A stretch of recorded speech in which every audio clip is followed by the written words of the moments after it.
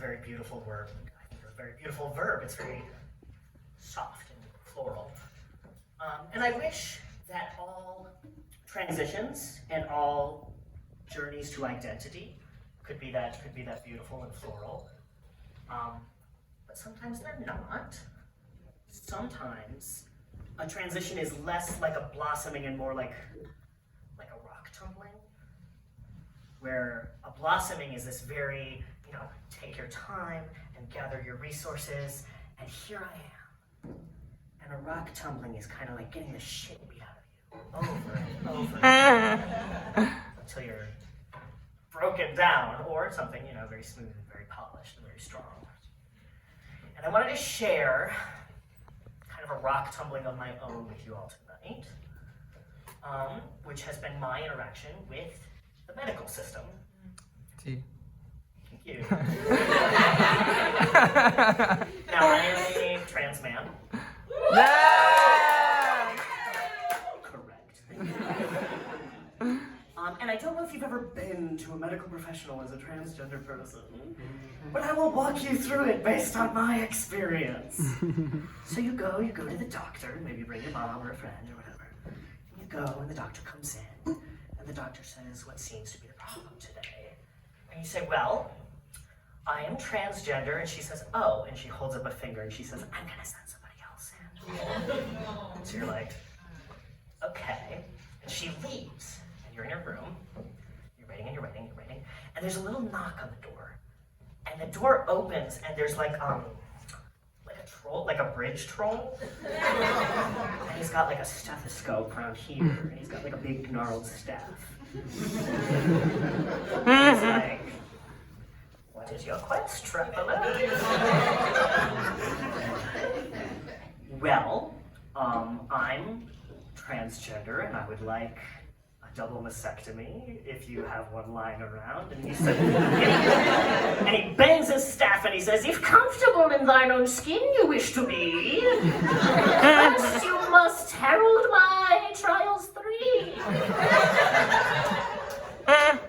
Okay, give me the trials, I'm not afraid. And he says, first, you must get a letter from a therapist that says you are fit to transition. Mm-hmm.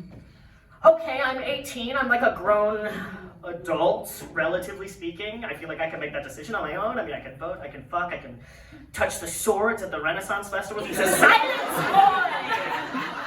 And he does like some lightning fingers at you, and it doesn't hurt, but it is like a little scathing to be interrupted. And you say, fine, I'll go get my letter. So you leave, and you go and you make your appointment, you go see the therapist, and she calls you in. She's like, hi, can I ask like what makes you want to transition? And I say, yes, thank you so much for asking. So as a youth, like as a young tween, I saw a bootleg recording of the stage show Newsies. And just like spiritually, I haven't come back from longing for like that brand of like flamboyant masculinity. She says, yes, we actually hear that all the time. And she writes you the letter, and she gives you the letter, and you say, excellent. And you go back to the troll doctor, you say, troll doctor, I've got my letter, give me the second trial. And he bangs his staff and he tugs his dress down.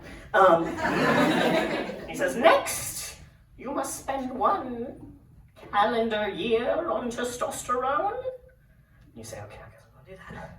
So you go and you make your appointment with your endocrinologist, and this is the US, so this is all on your dime. And you're like, hi, I would like some of that boy sauce, please. And he says, yes, on one condition that you never darken my doorway again. And you say, done. And so they give you your syringes and your needles and your sauce, and you get your mom or like a very understanding roommate to stab you in the ass and or thigh repeatedly for 52 weeks. And then you say, yes, I'm ready. And you go back to the troll doctor. You say, troll doctor, I've been on testosterone for 1 calendar year. And he says, excellent.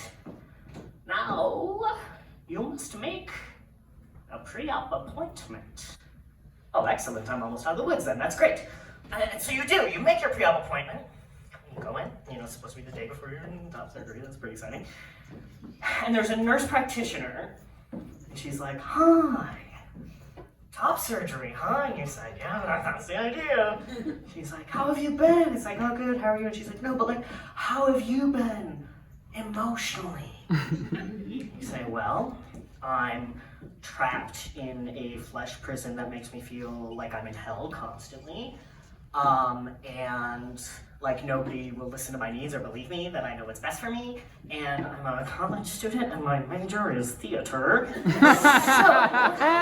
I do a little bit, I don't want to die some of the time. And the nurse practitioner starts cackling. And it's like, well, what's that all about? And she starts cackling and she reaches up and she pulls her face apart and it's the troll doctor underneath. And he's like, no, surgery is only for good little boys with a clean bill of mental health. Do it again! And it makes you go back and you have to get another fucking letter. And it makes you go to the endocrinologist and you have to spend another year on testosterone. And you have to go in and make another pre-op appointment. And then maybe, finally, they will cut your tits off.